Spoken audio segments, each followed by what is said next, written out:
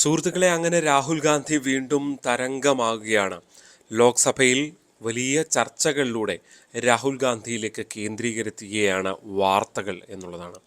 ദേശീയ മാധ്യമങ്ങളും പ്രാദേശിക മാധ്യമങ്ങളുമെല്ലാം രാഹുൽ ഗാന്ധി ഉയർത്തുന്ന വിഷയങ്ങൾ വലിയ രീതിയിൽ ചർച്ച ചെയ്യപ്പെടുന്ന ഒരു കാലത്തേക്ക് മാറിയിരിക്കുന്നു.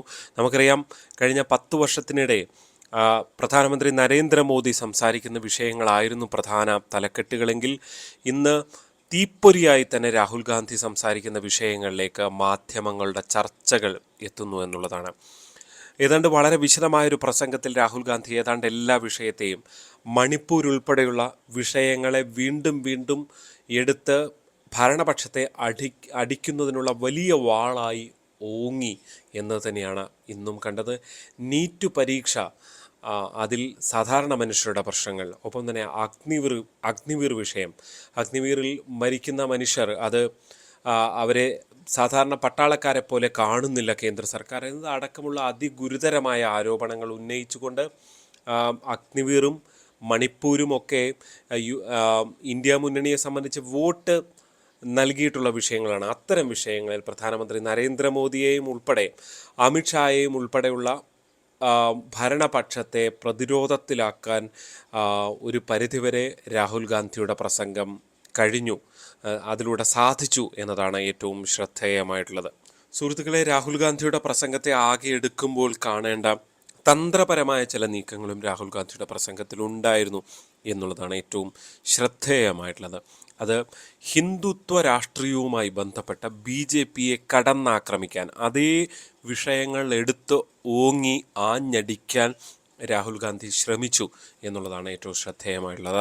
അതായത് ഫലത്തിൽ രാഹുൽ ഗാന്ധി പറഞ്ഞു വെച്ചത് ഹിന്ദു എന്ന് പറയുന്നവർ അക്രമം നടത്തുന്നു എന്ന്. അതായത് ഹിന്ദു എന്ന് പറയുന്നവർ എന്നതിലൂടെ അദ്ദേഹം അത് വലിയ വിവാദമാകുകയും പ്രധാനമന്ത്രി നരേന്ദ്രമോദി ആ വിഷയത്തിൽ ഹിന്ദുക്കളെ ആകെ അപമാനിക്കുകയാണ് രാഹുൽ ഗാന്ധി ചെയ്യുന്നത് എന്ന് പറഞ്ഞതോടെ രാഹുൽ ഗാന്ധി ഒന്നുകൂടി വ്യക്തത വരുത്തി.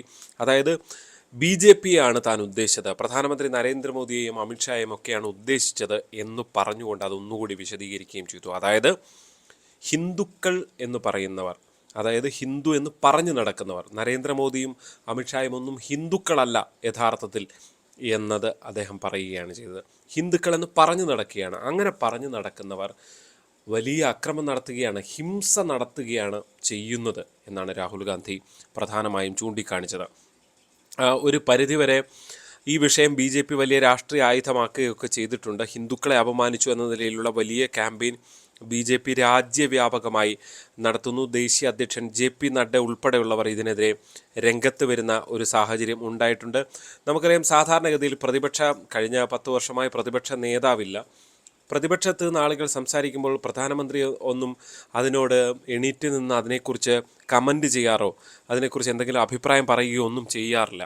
പക്ഷേ ഇന്ന് പ്രധാനമന്ത്രി എണീറ്റ് നിന്ന് അതിനെ എതിർക്കുന്ന കാഴ്ച കണ്ടു. അമിത്ഷായും അതിനെതിരെ രംഗത്ത് വന്നു.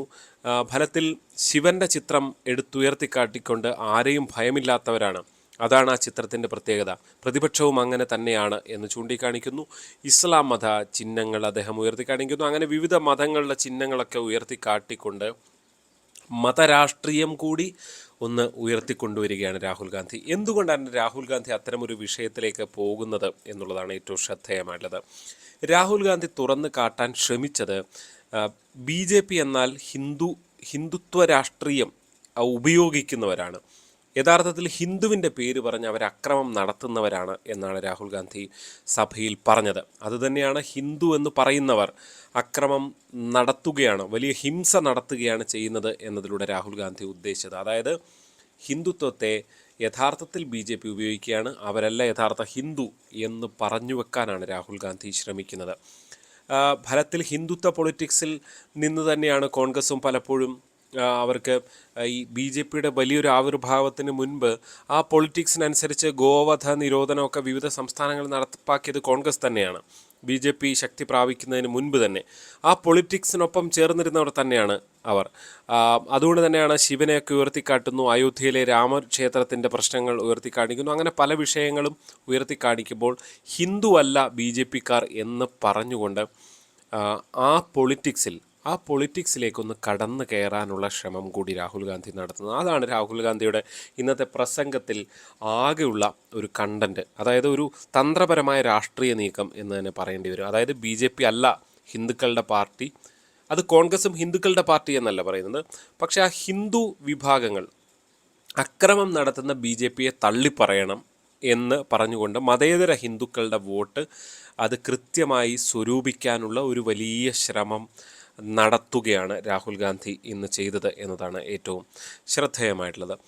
തീർച്ചയായും ഇത് തന്നെ കഴിഞ്ഞ കുറേ കാലമായി BJPയുടെ ഇത്തരം പൊളിറ്റിക്സിനെ കടന്നാക്രമിക്കുകയാണ് രാഹുൽ ഗാന്ധിയും പല UPA നേതാക്കളുമൊക്കെ ചെയ്തുകൊണ്ടിരുന്നത്.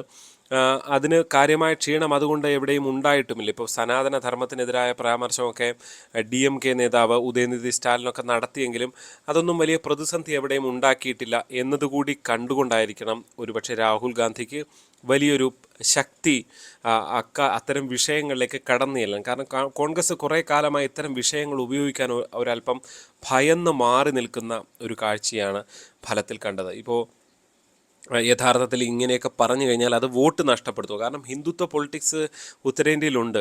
അതിൻ്റെ വോട്ടുകൾ തങ്ങൾക്ക് പൂർണ്ണമായും നഷ്ടപ്പെടുന്ന സ്ഥിതി വരുമോ എന്ന് ഒരുപക്ഷെ കോൺഗ്രസ് ഭയപ്പെട്ടിട്ടുണ്ട്. പക്ഷേ ഇപ്പോൾ അത് BJPയെ അടിക്കാൻ തന്നെ കൃത്യമായി BJPയെ തന്നെ അടിക്കുക എന്നത്, അതായത് ഹിന്ദുക്കളെ അടിക്കുകയല്ല BJP അടിക്കുകയാണ് ചെയ്യുന്നത് എന്നാണ് രാഹുൽ ഗാന്ധി പറഞ്ഞു വെച്ചത്.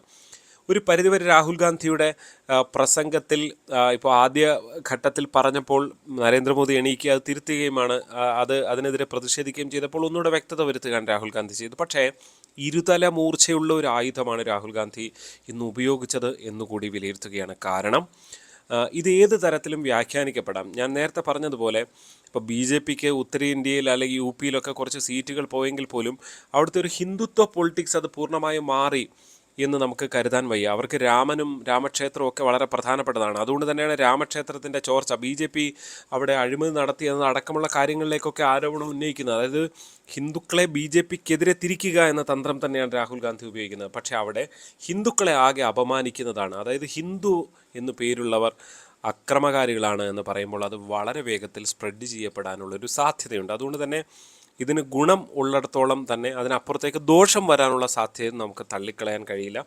എന്തായാലും ഒരു കാര്യം ഉറപ്പാണ്, വളരെ ആഞ്ഞടിച്ചുകൊണ്ട് രാഹുൽ ഗാന്ധി ശക്തമായി നിൽക്കുന്നു. പ്രതിപക്ഷ ബെഞ്ച് വളരെ ആവേശപൂർവ്വം കേരളത്തിൽ നിന്നടക്കമുള്ള MP മാർ നിൽക്കുന്നു. അങ്ങനെ ശക്തമായൊരു പ്രതിപക്ഷത്തെ ലോക്സഭയിൽ വീണ്ടും കാണാൻ സാധിക്കുന്നു എന്നുള്ളതാണ്. പ്രധാനമന്ത്രിയുടെ അടക്കം മറുപടികൾ ഇനി ഇതിൽ വരേണ്ടതുണ്ട്.